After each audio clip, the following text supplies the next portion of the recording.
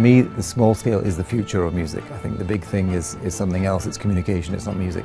And this, for me, is where it's at. So a festival like this, I think, is the future for music. You can develop a relationship with all of the individual artists that last beyond the festival as well, and I think that's really special. When I play, I really focus on having fun communicating and finding a way to connect with the other musician and with the audience. I find this GAIA Festival is a place where I find this kind of connection, of musical connection and human connection.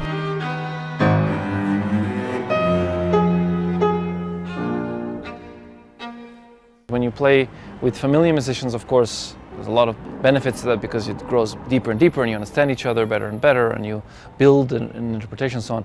But it's also good to be forced to question some of those things and to have different perspectives. I started a festival because I'm in search of community, because I find people fundamentally amazing, interesting. Having been trained as a soloist, having moved so much in my life, I wanted to find a place where I could create a home away from home. A place that people can steer their lives to, like a kind of a harbor of music, and where they can find like-minded individuals.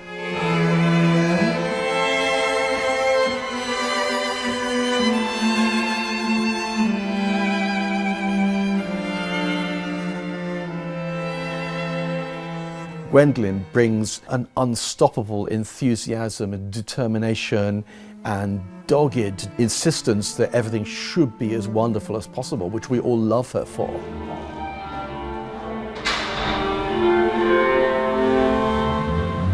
Well, I'm a player-composer, not just a pure composer, so, which is a little bit different. It's a different way of thinking about music, a different way of coming towards writing a piece. So I, if I'm writing a piece, would instantly think through the instrument. What are the possibilities of the instrument I'm writing for? I immediately think of the person I'm writing for, because I don't like to write in the abstract. I like to write for somebody. I think this year was a very strong theme. It was a theme of folk music. A folk song is perfect, otherwise it can't survive. And I think that's what's fantastic about it, is it has fundamental, primal qualities, which are not to do with it being primitive, but to do with it being perfected.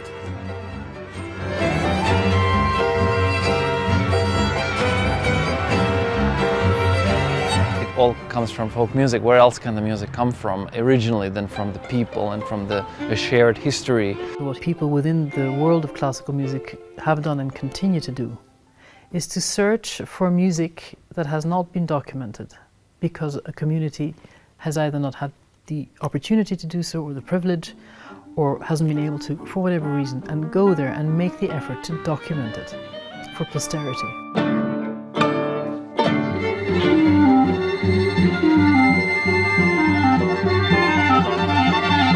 Because the interesting thing about music, all music, is it doesn't happen until it's listened to. You can rehearse a piece of music as much as you want, you can learn the words for a pop song as much as you want, but until you sing it to or with people, it's not happening. That's the magic, and that's the reason we do this. And chamber music, for me, it's a mirror of human behaviour. I think that's the reason I do it. It's for these incomparable moments of beauty that come when the musicians play together. It's just absolutely breathtaking.